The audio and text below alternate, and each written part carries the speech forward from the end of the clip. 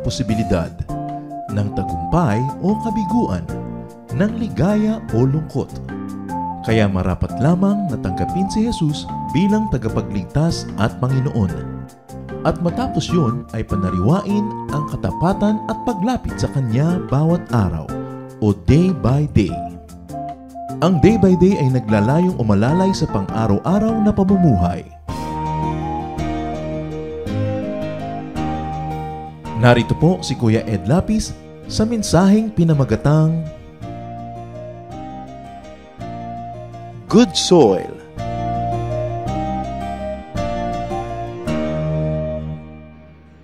Indeed, God is awesome and we stand in awe of God. At dahil dyan, meron tayo dapat tugon, we should be like good soil. At yan ang pamagat ng ating pag-aaral, mabuti, mataba na lupa. Salamat, Panginoon, dahil kayo po ay laging nagmamahal sa amin. Ang dalangin namin, Panginoon, ay lalo kaming matutong magsukli sa inyo ng kabutihan, ng kagandahang loob. At yung mga ginagawa niyo sa amin, Panginoon, magbunga ng maraming mga mabubuting gawa, mabuting pagkatao. At nawa, Panginoon, dahil dito, mapapurihan kayo. Because you are awesome and your works are awesome. So teach us, Lord, to respond positively, to give you back what is due you, to be what we should be and we should become. Kayo po ang siyang mangusap sa amin. Patuloy niyo kami, Panginoong, linisin. Patawarin niyo kami sa aming mga kasalanan at nawa ang iyong kalooban magganap sa aming buhay. Palakasin niyo pong aming katawan. Bigyan niyo kami ng panibagong lakas kahit matagal na't maraming oras na kumikilos sa mga katawang ito. Nawa, Panginoon, bigyan niyo kami ng bagong energy. At ganoon din naman, sharpen our minds so that we can comprehend your message. Give us wisdom to be able to apply this in daily life. Pagalingin niyo po ang aming mga karamdaman ng aming katawan, ng aming emosyon, maging ng aming isip at ng aming espiritu. Hold us by the hand, take us unto another level of understanding, and we ask you, Father, to be the speaker. Kayo po ang mangaral. Kayo at ang inyong katotohanan lamang na isaming marinig. Use your servant only as your instrument. At nawa, Panginoon, pagpapala ang magumapaw sa aming buhay at mapapurihan namin kayo. In the name of your Son, Jesus, we pray with gratitude, with thanksgiving. Mark 5:3-8. Now listen, a farmer went out to scatter seed in a field. While the farmer was scattering the seed, some of it fell along the road and was eaten by birds. Other seeds fell on thin, rocky ground and quickly started growing because the soil wasn't deep. But when the sun came up, the plants were scorched and dried up because they did not have enough roots. Some other seeds fell where thorn bushes grew up and choked out the plants, so they did not produce any grain. But a few seeds did fall on good ground where the plants grew and produced 30 or 60 or even 100 times as much as was scattered. Isa ito sa mga parables ng Panginoon. Isa sa mga paraan ng Panginoong Hesus ang pagtuturo is to tell a story. At sa kanyang mga kwento na yon, laging para makuha mo ang leksyon, dapat ay maintindihan kung anong symbolism ng bawat elemento ng storya. Now, parables are not to be overread. Hindi naman kailangang assign na ng bawat bahagi at bawat butil ito ng kahulugan. But one of the best ways to read a parable is to get the main theme, the main ideas, and apply it in daily life. At dito, pagkat ang Panginoon ay nasa paligid ng mga bukid, it's very important to have a very nice understanding of Galilee where the Lord really ministered. Na dalawa lang naman ang kinakabuhay ng mga tao doon, mangisda o kaya ay magsaka, magtanim, at may mga konting craftsmen, konting mga technicians, pero yun ay konti. Kaya ang mga examples ng Panginoon ng katotohanan usually nagagaling sa mga katotohanan ng pagsasaka, pagtatanim, pangingisda, pang-araw-araw na mga bagay. At dito, ipinakita niya isang napaka-common na eksena sa buhay ng mga taga-Galilee, yung nagtatanim. Sa kanila, ang pagtatanim ay yung hinahagis mo yung mga seeds Scatter it on the ground. Hindi yung isa-isang inilulubog sa lupa, hinahagis. most of the type of farming that they do. So meron daw isang magsasaka na magtatanim, pero sa daan pa lamang na kanyang landas na tinatahak ay naglaglagan na doon yung mga ibang buto. At alam niyo naman yung landas, di ba? Matigas yan eh. Matigas na lupa. Sa dami ng dumadaan, natitik-tik yung lupa, tumitigas. So pag may nalaglag ng buto, natural, hindi lulubog. Nando lang sa ibabaw. At ganoon daw ang nangyari. Pagkalaglag ng mga buto doon, ay agad-agad namang dinagit ng mga ibon yung mga buto kasi hindi naman lumubog sa lupa, nakuha. Meron naman daw na nalaglag habang naglalakad pa siya sa mga bababatong lupa. Alam niyo yung mga malalaking mga bato sa Israel na sa ilalim ng lupa, hindi mo kita na malaking-malaking bato pala yon. At merong mga parang pockets na napupuno ng lupa, na akala mo lupa din talaga, pero mababaw lang yung lupa nun kasi actually bato talaga yun, na nasiksikan lang ng konting lupa sa mga gilid-gilid. Doon nalaglag yung mga ibang buto. Ang bilis tumubo, palibasa may moisture doon na kukolekt ng mga rocks pagka umuulan, pero nung sumikat ang araw, biglang natuyo ang lupa, nagkandamatay din yung mga tumubong mga buto. At meron naman daw na nalaglag sa magandang lupa naman, kaya lang sa kagandahan ng lupang ito ay marami ng ibang tumubo ng mga tinik. At nung naglakihan ng mga tinik na ito, nadaig nila yung size ng halaman na tunay na ba seeds. Kaya buhay man yung halaman, hindi naman namunga, hindi na lumaki, na bonsai na doon, dahil nadaig siya sa agawan ng nutrients at ng sunlight ng mga malalaking mga thorn bushes. And yet, konti daw na seeds ay talagang natanim sa matabang lupa at yun ang tumubo, nagbunga ng maraming mga butil pa rin. We're probably talking about grain here, trigo, yung kanilang mga daily staples. At naging times 30, times 60, and even times 100 ang naging bunga na nanggaling doon sa mga buto na yon. Alam na natin ang kwentong ito. Bata pa tayo, napag-aaralan na yan sa mga Bible lessons. At napakahalagang habang lumalago ang ating pananalig at nagkakaedad tayo'y mas nadadagdagan ang pag-unawa natin sa kwento. So, there were these several types of soil. Hard soil along the road. So what happened to the seeds? They got eaten by birds. Walang nangyari. Nasayang lang. There was a type 2 soil, which is rocky ground. The seeds quickly start to grow, but dried up because he did not have enough roots. Parang ningas kugon. Biglang lumaki, bigla ring namatay. And there's this type 3, soil with thorn bushes. Maganda na nga sana, pero may kakumpetensya ka naman, the plants get choked out and they do not produce grain. And finally, the 4th type of soil was good ground, good soil. The plants grow and produce there many times, 30, 60, 100 times. Ang Panginoon naman mismo ang nagbigay ng kahulugan sa mga sagisag at sa mga simbolo sa kwentong ito. Mark 4:14 to 20. At sinabi niya, what the farmer is spreading is really the message about the kingdom, meaning the kingdom of God. Godliness, holiness, eternal life, good ethics for daily living. Lahat ng yun, the kingdom of God. The seeds that fell along the road are the people who hear the message, but Satan soon comes and snatches it away from them. The seeds that fell on rocky ground are the people who gladly hear the message and accept it right away. But they don't have any roots and they don't last very long. As soon as life gets hard or the message gets them in trouble, they give up. The seeds that fell along the thorn bushes are also people who hear the message, but they start worrying about the needs of this life. They are fooled by the desire to get rich and to have all kinds of other things. So the message gets choked, it gets choked out, and they never produce anything. The seeds that fell on good ground are the people who hear and welcome the message. They produce 30 or 60 or even 100 times as much as was planted. So the Lord gave the key to unlock the meaning of the parable. The seeds are the message about the kingdom of God. Itong mga tanim na ito, yung mga katuruan tungkol sa kaharian ng Diyos, doon sa kabilang buhay, at paghahari ng Diyos sa buhay ng tao ngayon. Kaharian din yun ng Diyos.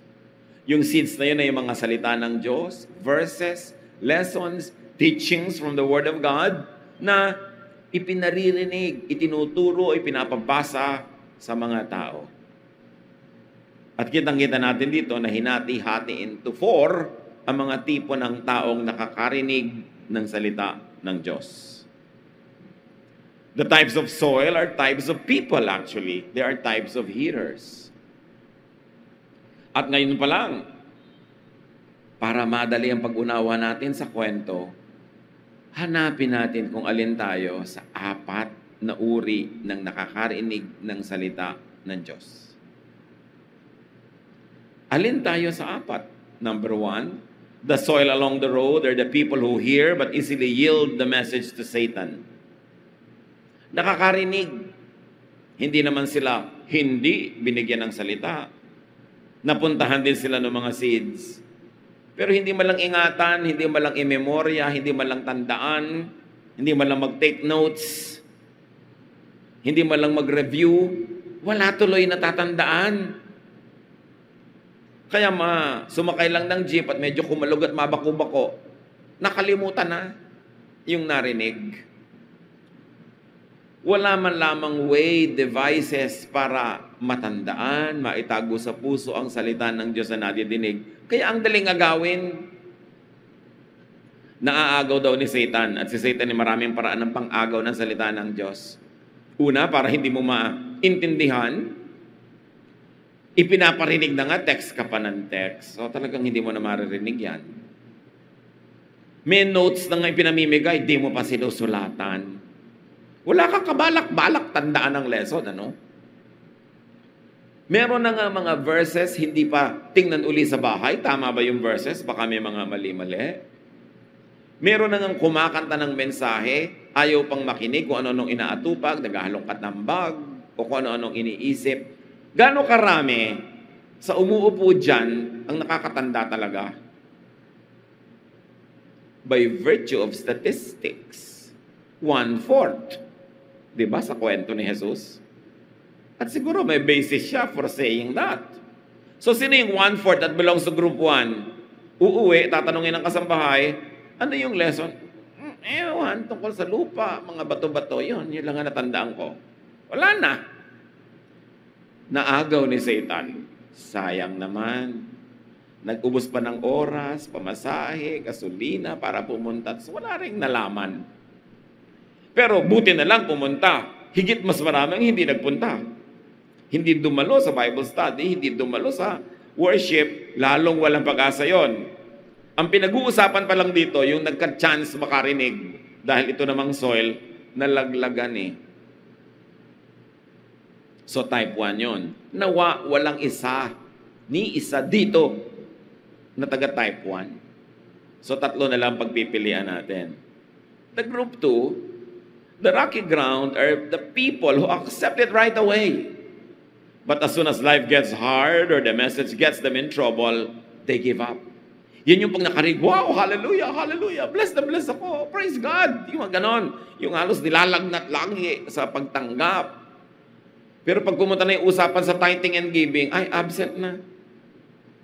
Ayaw na. Pag nahirapan sa pagsunod sa turo, ay, ayaw ko niyan. Huwag na lang, mahirap pala.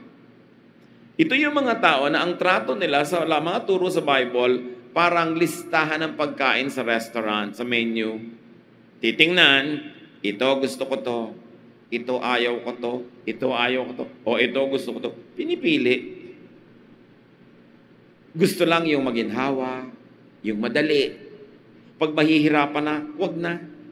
Pag mapapagod, wag na. Ito daw yung group 2. Nakarinig, natuwa't nakarinig, umaten ng retreat, ako biglang hot na hot sa Panginoon, pero after 2 weeks, wala na naman.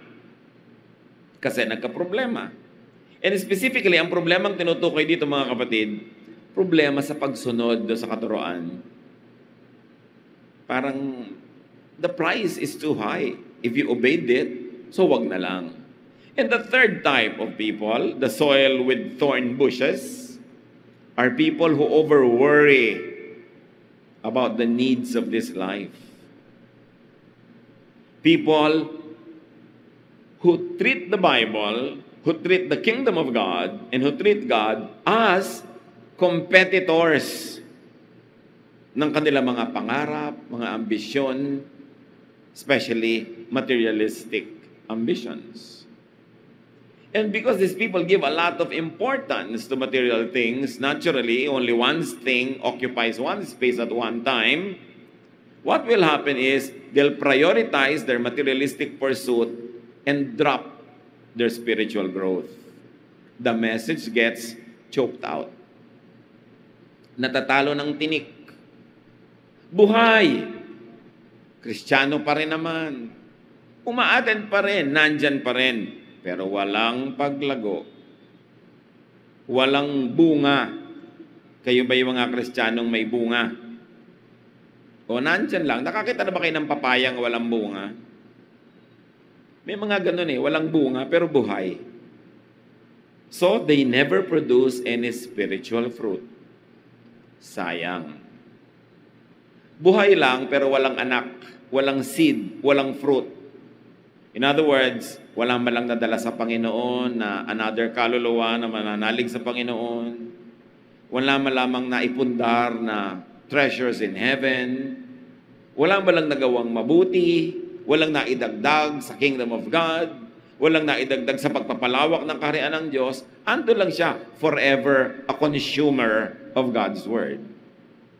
Kain ng salita ng Diyos. Ipinapanalangin, kinakantahan, sinesermonan, tinuturuan. Pero siya naman, hindi malang makapanalangin para sa iba. Walang natuturuan, walang nadadala sa Panginoon. In other words, forever na palamunin, spiritually speaking. At may mga ganon. At ito'y nililino ng Panginoon para suriin natin ang ating mga sarili kung anong uri tayo ng lupa.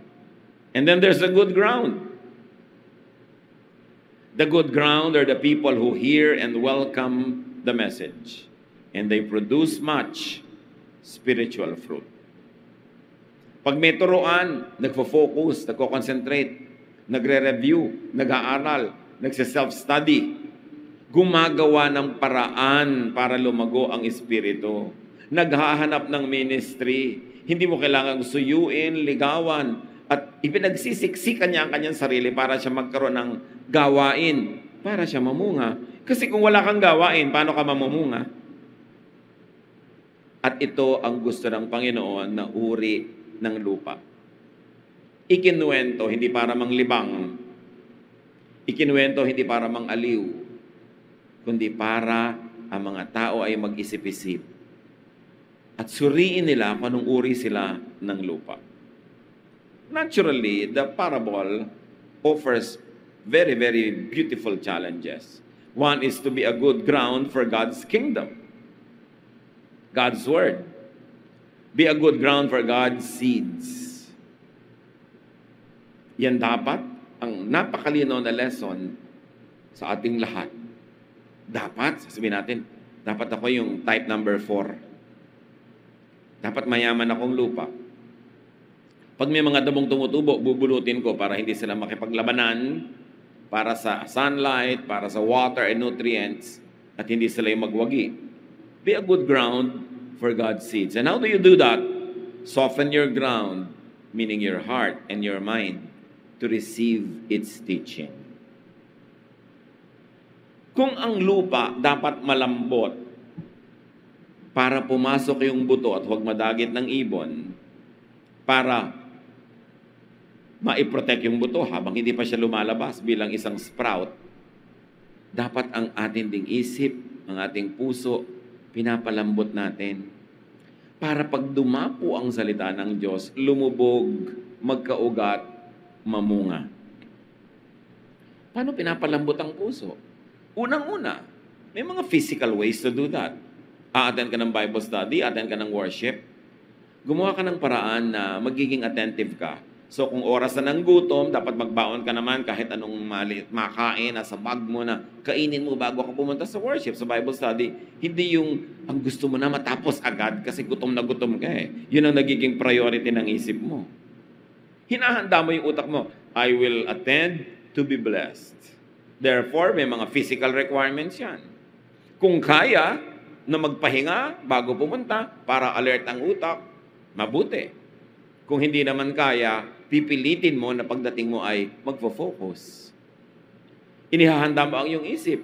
Sinasabi mo, I will take down notes. Dahil sabi nga naman, iba na yung sinusulat, nababalik-balikan mo pa, napag-aara-aralan mo pa. Kaya nga sinisikap na magbigay ng ganyang mga handout para pwedeng balik-balikan. Tapos alam niyo ba kung bakit may mga handout, mga kapatid? Para gamitin niyo sa pagtuturo. Gaano kaya karami rito, ang ginagamit talaga yung notes para pangturo. Yung mag-gather ka ngayon ng ilang tao, magtuturo mo na yung lesson, hindi mo na kailangan umimbento na ibang notes, hindi mo na kailangan gumawa. O kung saan-saan yung iba, ikinakalat pa nga dyan sa sahig pagkatapos eh. At madadagdagan pa ang pupulutin mong kalat. Pero may dahilan kung bakit ganyan. At kitang-kita natin agad kung desidido nga ba talaga tayo maging good ground. And yet, kung may kasama kang kumare na pagkapupunta sa church, daldal ng daldal, kalabit ng kalabit, sisikapin mong lumayo sa kanya. Pagka-worship na, mo kumare, diyan ka sa kanluran, ako sa silangan.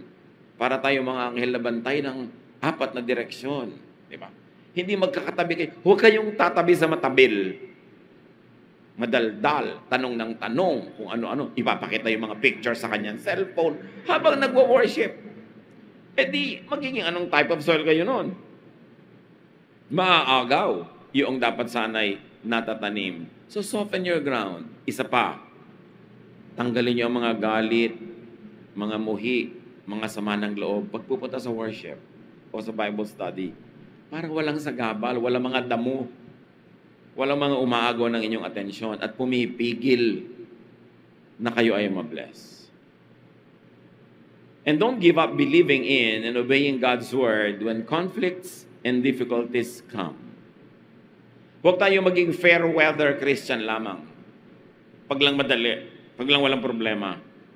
Pag dumadating mga problema, mga pagsubok, huwag kayong bibigay at susuko. Alam niyo ba na may mga taong tuwing nagbabalak pumunta sa worship, sumasakit ang ulo? Meron talagang ganun. Meron naman kung kailan ka talaga attend, may lagnat yung anak mo, lagi nagkakaproblema. Hindi tuloy natutuloy. Alam niyo yun, pinipigil ni Satan. Kaya kung ano-ano ginagawa ni Satan na paraan, nakikita ni Satan what works. Ay, hindi naman pala ito natutuloy. Twing! May ganito at may ganon. Lagi ko siyang bibigyan para di siya matuloy. Dapat nakikita natin yung spiritual warfare. That our battle is not against flesh and blood, but against principalities, against spirits in the air. Na kung ang pipigil sa'yo para ka umaten, para ka dumalo, para ka mag-worship, kung ano-ano, pag nakita ni Satan that it works, uulit-ulitin niya. Because it works. So what do? You torture Satan. You frustrate him. Kahit anong hadlang ang ibigay niya, ando pa rin kayo. Yung mga magsaserve, yung gusto ng kumanta sa choir, gustong tumugtog, 3 taon ang sinasabi, hindi pa matuloy-tuloy. Kasi yung magbabalak siyang tumuloy, may hadlang eh. So, click na click ang ginagawa ni Satan. Kaya pinapaulit-ulit. Kung gusto yung makalaya, don't give him victory. Kailangan ng ending, whatever it is, you became a good soil. Nataniman ng salita ng Diyos at namumunga. How else do we soften ourselves? And we make ourselves fruitful. Don't let materialistic temptations make you give up obedience to God's teachings. Yes, may mga kailangan tayong material na bagay. Yes, kailangan natin ng pera. Yes, gusto natin magkabahay. Yes, gusto natin ito. Pero may hangganan kung hanggang kailan ka nagsasacrifice ng spirituality para lang sa material things. Dapat mag-compute ka na kapatid, hanggang saan ako willing. Gaano karaming beses akong willing umabsent sa worship dahil may opportunity kumita ng tipak. makahalata ka na tuwing worship, meron kang tipak, eh di, puro ganun na lang, dapat meron kang proportion. Yes, dahil may mga kailangan ako sa buhay, yes, may mga gagawin ako, pero only up to a point. Hindi ako papayag nang umubos ng buhay ko, umubos ng lakas ko at panahon, mga bagay na pang dito lang sa mundong ito, at di ko naman madadala doon sa buhay na walang hanggan. Para hindi tayo nadadaya kung ano ang tunay na mahalaga. What else do we do? Receive God's word with an open heart and nourish it with obedience and appreciation. When the word of God is being declared, open your heart. And how do you make the word of God bear fruits in your life? Through obedience. Not by just hearing. Sabi nga sa scripture, it's pointless that you hear the word of God and then go away and go on with your life as if you never heard it. Hear the word of God to the point that changes happen in your life because you heard it. That's the way to nourish it. Ang salita ng Diyos na sinusunod, lalong naiintindihan. Pero pag hindi mo sinunod, dahil hindi mo masyadong naiintindihan, sa palagay mo, maiintindihan mo pa talaga ever in your life? Hindi na.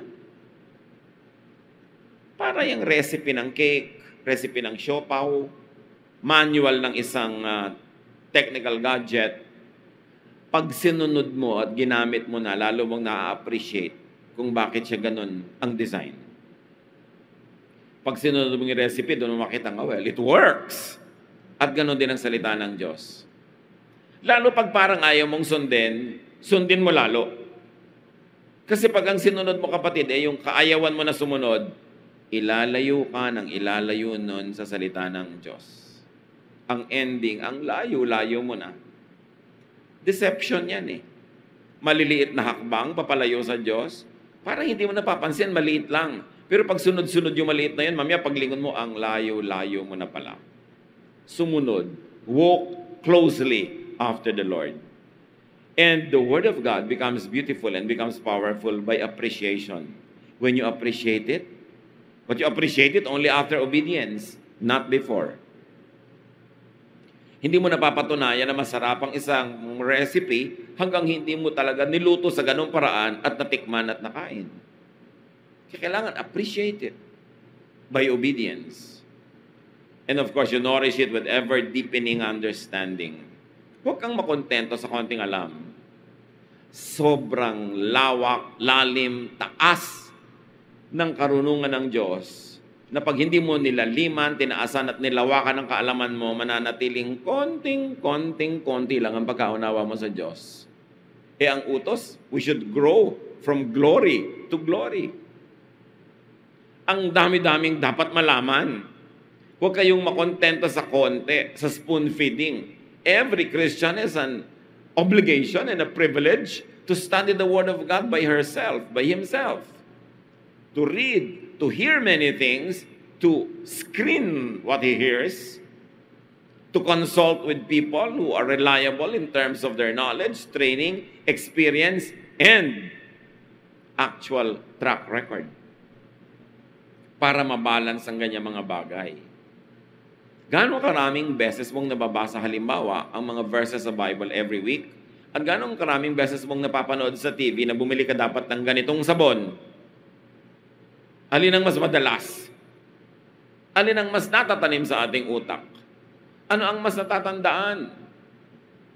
Ang mga detalye ba tungkol sa biblical teaching? O birthday ng artista? O ganito at ganong chismis?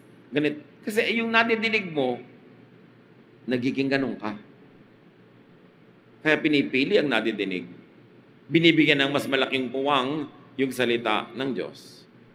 And of course, there's nothing better than sharing.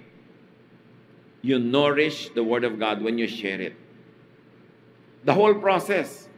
Nadinig mo, dapat madinig din mula sa'yo. Ipinabasa sa'yo, dapat maipabasa mo rin. Tinuruan ka, dapat ka rin makapagturo. Ikaw ay bunga ng kung sinong tao na naglingkod sa Diyos, kaya ka nadala sa Panginoon. O a team of people maybe working together or working separately, but still a team, ang naging bunga, nagbukas ka ng isip, nakaunawa, lumago. You are a fruit of some people's work. Meanwhile, where and who are the fruits of your own work? Dapat ang tinatanggap natin sa Panginoon, ibinabalik natin sa Kanya, sinusuklian natin. At napakahalaga na mamunga. Only this type of hearer, of soil, enjoys spiritual fruits of peace,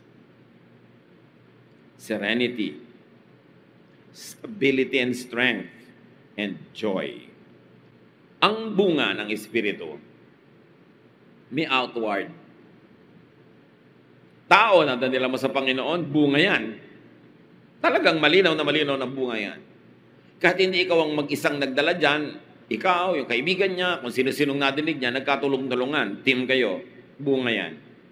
Yung pagbabago ng ating asal at pagganda nun, bunga yun. Yung nagiging outward manifestations of our faith, our language, our behavior, bunga yun. Pero may panloob din na bunga. At ito mahalagang mahalaga. Payapa ang loob mo, bunga yan, nang naintindihan mo ang salita ng Diyos, kinain mo, na-absorb mo, ang bunga niyan, peace. Pag tunay na nakababad ka sa salita ng Diyos, inuunawa, tinatanggap, sinusunod, ina-appreciate, itinuturo sa iba, ang isang mahalagang bunga niyan, kapayapaan. At hindi ka makakarating doon kung hindi mo gagawin yung prosesong ating sinasabi. Tining ng loob, tibay ng loob, at isang malalim na kaligayahan, more than happiness, joy. Bunga yan. Yun ang nakakaranas yan, ang makakapagpatotoo nga, bunga yan. Bakit ganun na walang ka na ng trabaho? Namatayan ka pa ng mahal sa buhay? May sakit ka pa? Bakit ka payapa? Bakit ka tahimik? At may joy ka pa? Bunga yan ng pagbubukas ng puso sa salita ng Diyos, pagtanggap, pagsunod dito, at pagtuturo nito sa iba, yan ay bunga. At according to statistics, 1/4 lang ng mga nakakarinig ang makakaranas ng bunga na yon. Kaya yung iba nagtataka, bakit ang tagal-tagal ko na pong Christian, wala pang nangyayari sa buhay ko? Baka type 2 ka. Bakit ganun po? Hindi pa ako payapa. Ang gulo-gulo pa ng isip ko. Anong type ka kaya? Kasi kung type 4 ka, may bunga ka. In fact, yan ang tinatawag sa Galatians na fruit of the Spirit. Because the Word of God dwells richly in you, it cannot help but grow and bear fruits. Parang nung marami sa atin, maliliit pa lang tayo, tinatakot ka, pag nilulun mo yung buto ng santol, ano mangyayari? Tutubo, lalabas ang mga tanga sa ating mga tenga at ilong. Kung bakit naman napakasarap lulunin niyang buto ng santol. Malaking temptation talaga. Pero nakakatuwa yung illustration na yun kung gagamitin mo sa Word of God.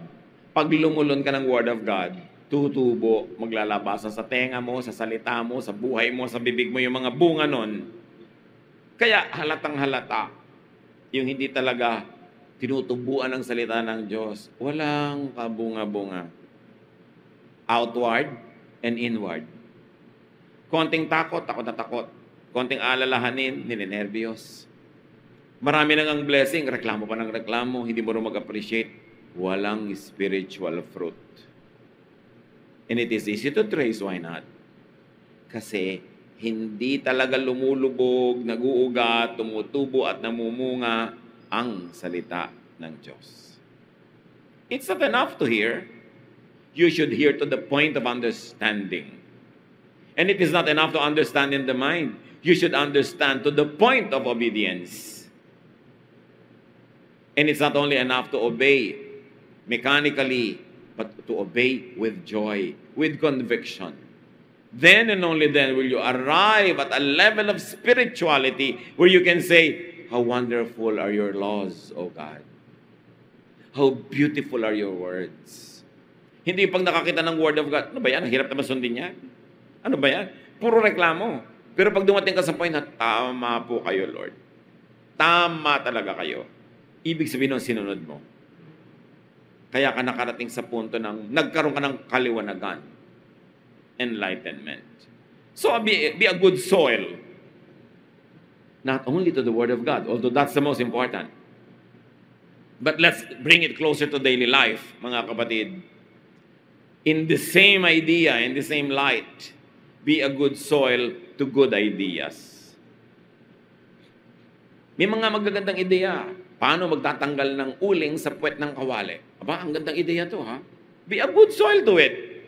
Absorb it, understand it, follow it, and say, tama nga ito. At di ba, pag nakadiscover ka ng ganyan mga lihim, ipopost nyo agad sa Facebook, share nyo agad, sasabihin mo agad kung kani-kanino, alam mo ba magtanggal ng mga uling sa puwet ng kawali? Kasi good idea eh. Inabsorb mo. Alam mo ba na kung paano magpatanggal ng pagbahing all the time? How will you stop sneezing? Paano ba talaga magtanggal ng mga mancha ng damit? Maraming mga good ideas in life. At yun, tulad ng pagtanggap natin sa salita ng Diyos, dapat din bukas ka, marunong kang sumuri. At kung talagang maganda, palaguin mo hanggang magbunga.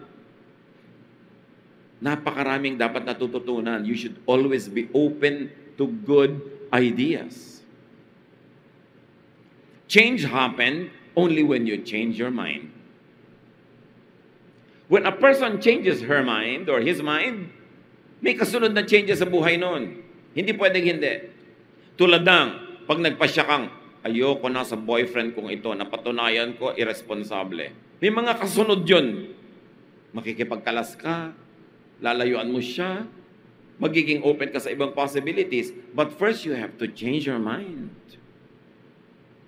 And good ideas should be welcome so that we can change from less than good ideas or bad ideas to good ideas. Sabi sa Proverbs 5:1, my son, pay attention to my wisdom. Turn your ear to my words of insight. At maraming merong words of wisdom. Kahit labandera, kahit janitor, may mga area of life na nadiscover niya yung wisdom doon na hindi mo nadidiscover kahit ikaw ay doktor o lawyer o engineer.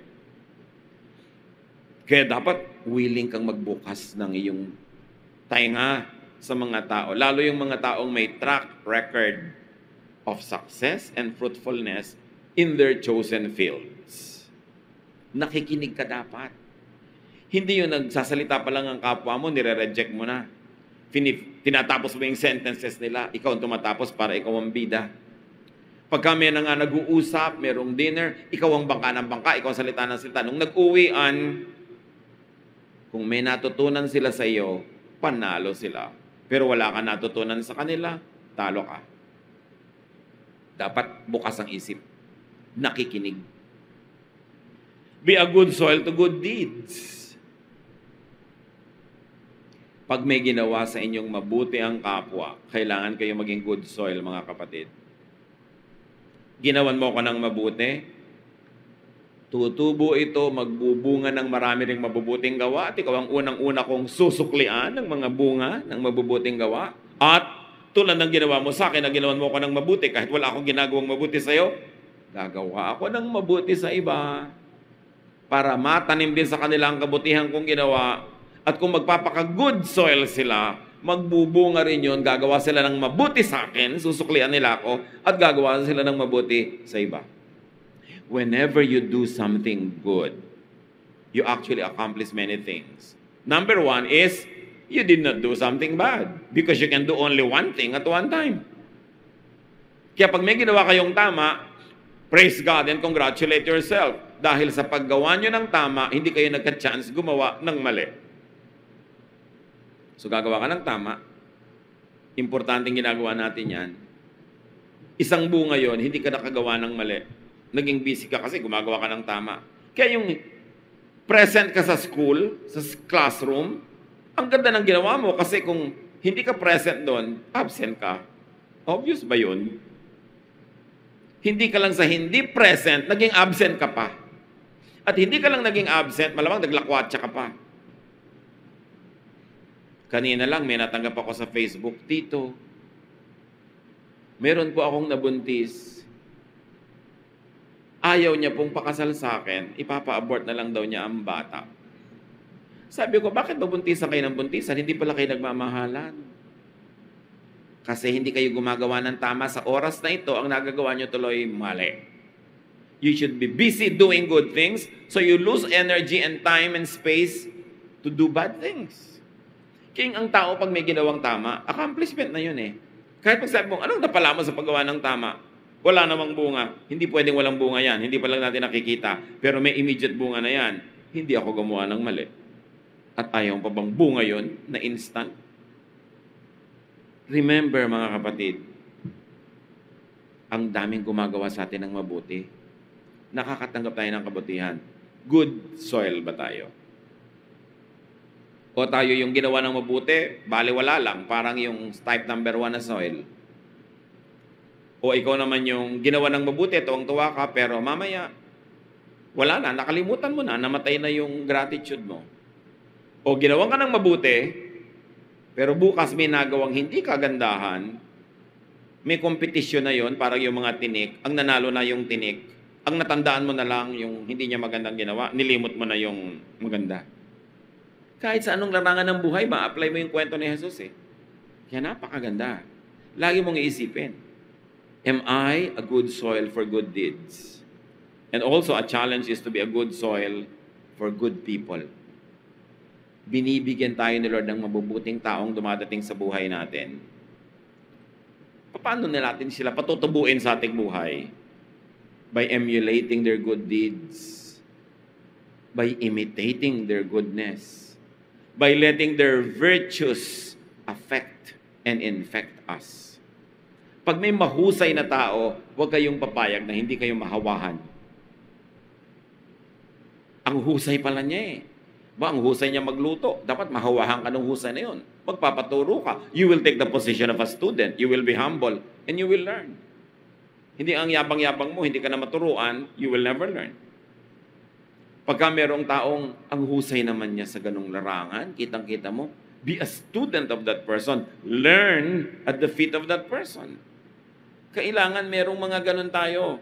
Kasi ang kabutihan ng Diyos, iminumudmud niya sa maraming tao, kaya bawat isang tao, may mapapala ka dyan. Kahit hindi siya relihiyoso, bine-bless din siya ng Diyos. Because, sabi nga sa Bible, God sends His Son, both the sunshine, no? Both on the good and the bad. God lets the rain fall down on both good and bad people. So, hindi lang makikita mo sa church, yung good, marami ding good, wala sa church. Learn. Be open. Be a good soil in any area. Pag umattend kayo ng isang seminar, bisa pinapadala pa kayo ng kumpanya, pinagbabayad pa kayo ng plane ticket, oras mo, bayad na oras. Are you a good soil? Do you really learn?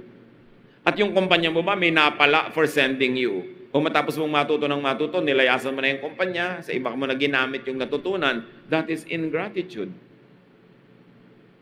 Dapat yung nagtatanim sa iyo, papaanihin mo yan. Dapat sobra-sobra pa. Dapat panalo sila for having done good to you because you will outdo them. That is the child of God. Dapat ang mga tao, sobrang pinapalad pag nag-cross ang mga landas natin. Hindi yung sinawimpalad sila dahil nakilala ka. Dapat napakasarap at nakilala ka dahil nagiging blessing ka sa kanilang buhay. Saan saang larangan ng buhay natin ma-apply ang katuruan na ito ng Panginoon? Ama namin, nagpapasalamat kami na punong-puno ng karunungan ang Biblia. Patuloy niyo kami bigyan ng mata para makita yung dapat makita. Tainga na bukas sa dapat marinig. At mga paang handang sumunod sa mga yapak na iyong anak na si Jesus. Ngayon pa lang, ipakita niyo sa amin, Lord, kung aling uri ng lupa kami o baka a mixture of 1 and 3, of 2 and 4. Nawa maging pure kami para hindi nakakalito. Maging malinaw sa amin kung sino kami at kung anong gusto namin mangyari sa aming buhay para madakila namin kayo, mapasalamatan, and people will see our good works and give glory to you. Turuan niyo po kami. Saan-saan pang larangan ng buhay kami dapat maging good soil. Kung kami ba yung mga anak, pinag-aaral lang magulang, ginagastahan, pinagmamalasakitan, are we good soils? Nagbubunga ba kami ng diploma? Nagbubunga ba kami ng good grades? Nagbubunga ba kami ng learning? At kung kami mga asa-asawa ng aming mga kabiyak, anong bunga ang binibigay namin sa kanila? Nawa, Panginoon, bunga ng katapatan, pagmamahal, bunga ng kabaitan. Anong uri kami ng mga magulang? Anong uri kami ng mga kapitbahay at kaibigan? Anong uri kami ng mga church members? Nawa, Panginoon, makita nyo sa lahat ng ito, dahil si Kristo ay nasa aming puso, we are more than conquerors, and that we become excellent soils, so that whatever you plant in us will bear fruit and will give glory to you. Pagbulay-bulayan natin, mga kapatid, ang mga application nito sa ating personal na buhay.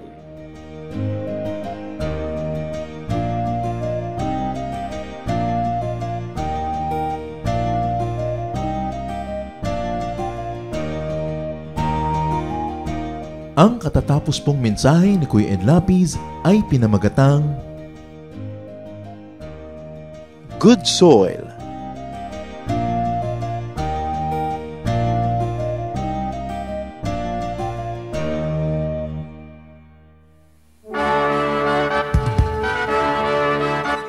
Halina't sama-samang sumamba at magdiwang sa Day by Day Jesus Celebration kasama si Kuya Ed Lapiz. Bulwagan ng Panginoon, PICC, one Sunday a month, Philippine International Convention Center, Rojas Boulevard, Pasay City. All other Sundays, sa mga day-by-day mini-bulwagan ang pagtitipon.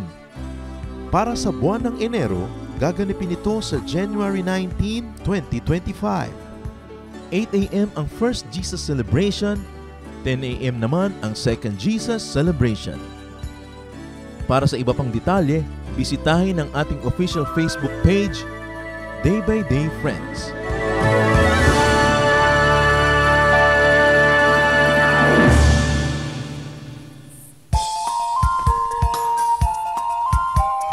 Ako po si Pastor Jerry Salvador at inaayahan po namin kayo na dumalo at makisaya sa Jesus Celebration sa ating Day by Day Gatid Jesus Ministries tuwing linggo sa ganap na ikasyam ng umaga sa Gatid, Santa Cruz, Laguna.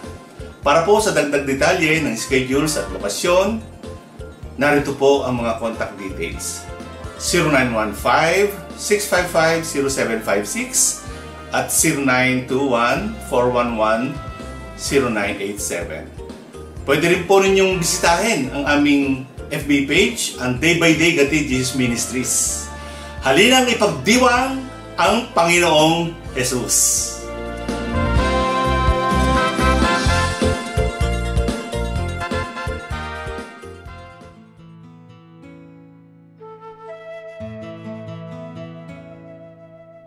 Bakit mahilig tayo sa mga sausawan?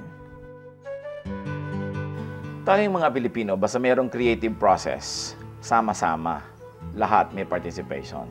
Cooking is a creative process. Sa atin, hindi natatapos yan sa kitchen. Yung kakain, sasali pa. Kaya meron pa siyang idadagdag na lasa. Gusto ba niya ng suka, gusto niya ng sili, gusto niya ng patis, o kung ano man, ilalagay pa niya yon. Sa Western table, yung chef pag nagluto, naiinsulto siya pag nagdagdag ka ng salt o pepper, lalo ketchup. Kasi sa kanya, tapos na ang creative process sa kitchen. Individualistic kasi ang mga Westerners. So yung mga creators nila, gusto, nandiyan ang pangalan ko, akong gumawa, wala na magdadagdag. Sa atin walang ganon. Everybody participates because we thrive in the concept of community.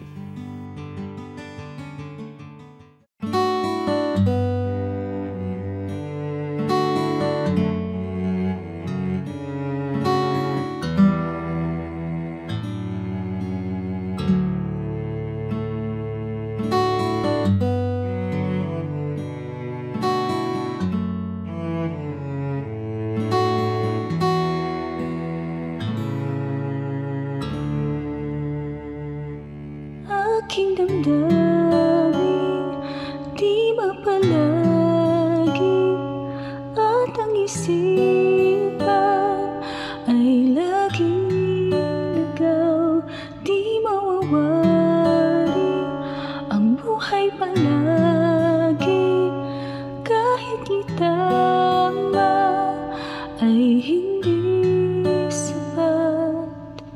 Nais kong itama ang lahat, ngunit iabot at di sapat. Jesus, kailangan kita. Jesus, hindi mangangamba. Jesus, pag-ibig niyo'y iba di mapapantayan kahit na sinuman. Jesus, kailangan kita. Jesus, sa'yo'y hindi mangangamba. Jesus, sa piling niyo ako'y laging may pag-asa.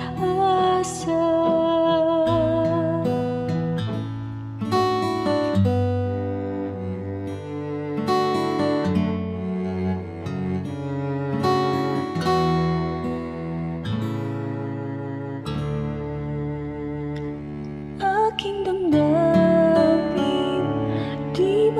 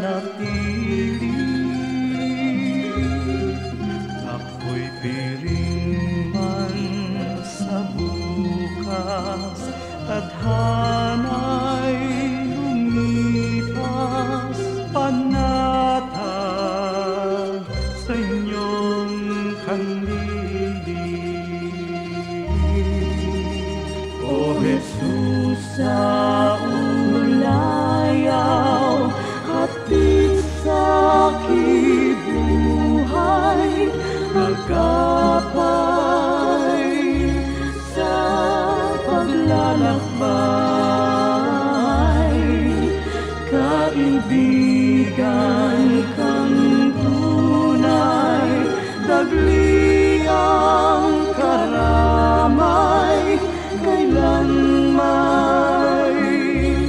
di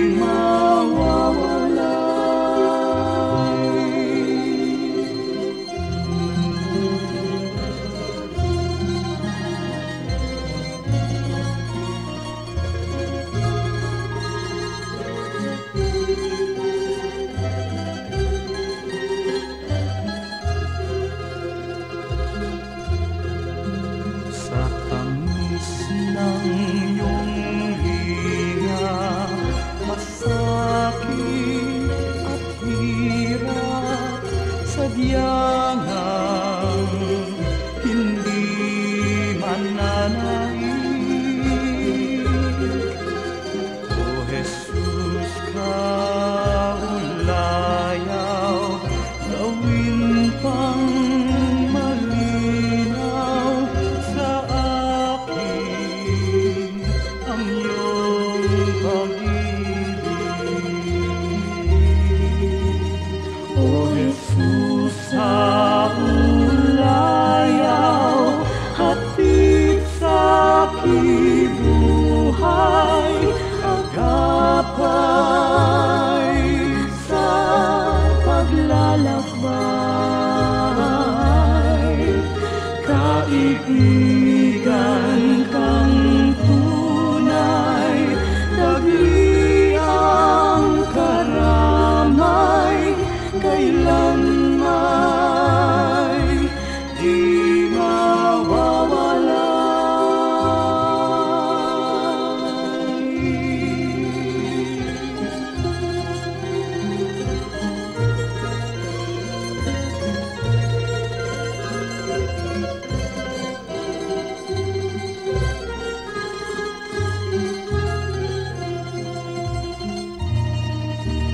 O Jesus, sa ulayaw, hatid sa aking buhay, sa tuwin ay lunas ka sa aking lumbay, sa pag-ibig niyong alay, nasa daldalisay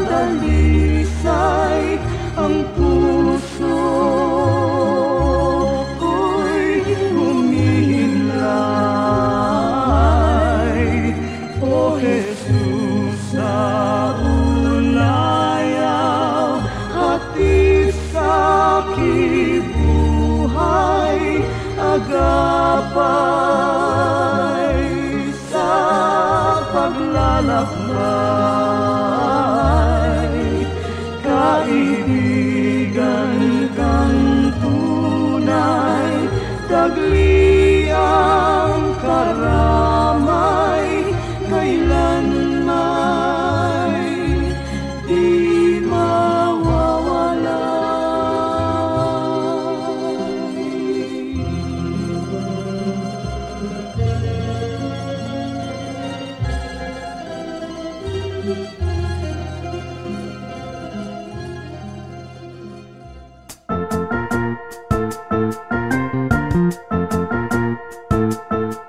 Oras na po para pansamantalang magpaalam ang programang Day by Day. Tayo po'y magsama-sama tuwing ika-6 hanggang ika-7 ng umaga, araw-araw. Magandang umaga po at mabuhay ang Panginoong Hesus!